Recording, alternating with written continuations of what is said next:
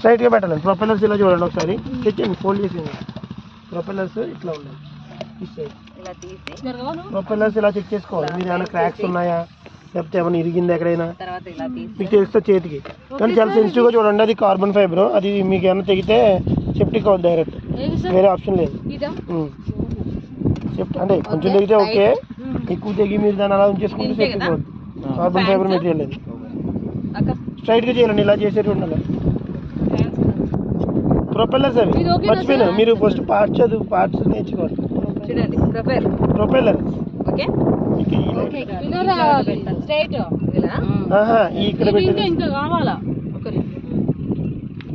చెప్పండి. అది కూడా రావాలా?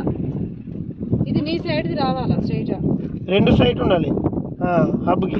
ఇంకా ఇది అంతే సరిపోతుంది. ఇది ఓకేనా? మీరు ఫస్ట్ డ్రోన్ చెక్ చేసేది ఈ అన్ఫోల్డ్ గట్టిగా చేసేది. ఇది ఎలా కాదండి, ఇంత లూజ్ ఇదిగోండి, ఇది గుర్తుపడతారు. మన డ్రోన్ కాబట్టి ఇది గుర్తుపడుతున్నారు. వేరే వాళ్ళ డ్రోన్ కి ఈ ట్యాంక్ అటు ఉంటుంది, మీకు ఇచ్చి డ్రోన్ కి మీరు బ్యాక్ సైడ్ డ్రోన్ ఇస్తారు. ఈ సింబల్ ఉంది కదా, ఇది ఎటు చూపిస్తుంది నోట్స్, ఇదే మీకు నోస్ అన్నట్టు డ్రోన్ కి. డ్రోన్ కి నోస్ అంటే డ్రోన్ కి ఫార్వర్డ్ ఇస్తే ఫార్వర్డ్ వెళ్తుంది, మీ డ్రోన్ మనకేసి తిప్పుకుని ఫార్వర్డ్ ఇస్తే మన మీదకి వస్తుంది. ఇది పైకన్నం అన్నారు కదా, దీని పేరేంటి? యాంటీనా. అంత సరిపోతుంది యాంటీనాలో, ఎందుకంటే మనకి జీపీఎస్ సిగ్నల్ రావాలి కదా ఇప్పుడు మన ఆర్సీ కనెక్షన్ కోసం. ఇది చూసుకోండి జీపీఎస్, ఇది ప్రొపెల్లర్స్, ఆర్మ్స్, ఇవి ఆర్మ్ రోడ్ అంటారు.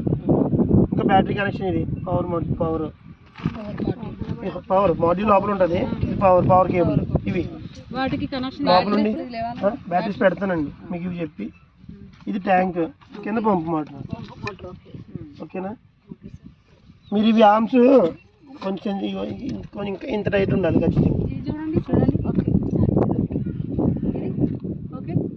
టైట్గా. పర్లేదండి సార్. మళ్ళీ మోటార్స్కి ప్రొపెల్లర్స్,